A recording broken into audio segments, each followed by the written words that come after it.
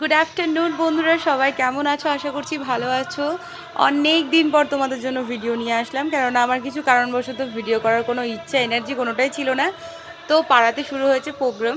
হ্যাঁ, পাড়াতে প্রোগ্রাম হচ্ছে, তাই আজকে ঘট পোড়া ছিল, সেই উদ্দেশ্যে ভিডিওটা করা আর কি। দেখতেই পাচ্ছ পাড়াতে প্রত্যেকটা সবাই সেজে গুজে গঙ্গায় যাচ্ছিলাম জল পুড়তে। অনেক বাজনা, নাচ, মজা, আনন্দ সব কিছু হয়েছিল। তো আমি ছোট ছোট ক্লিপ নিয়েছিলাম, কেননা আমার মন করছিল যে অনেক দিন ভিডিও দেওয়া হয়নি, তো তোমাদের সাথে একটু কথাও বলতে হবে, দেখা করতে হবে, নইলে তো তোমরা আমাকে সবাই ভুলে যাবে বলো।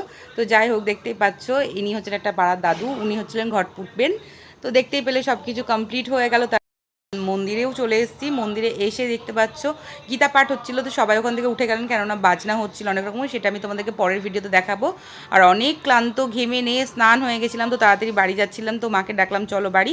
আর বাড়ি আসার পরে আমার চুলটা জাস্ট দেখো, আমি ছেড়ে যাওয়ার পরে এখন বুঝতে পারছি এই জোর আমি কী করে ভাঙাবো।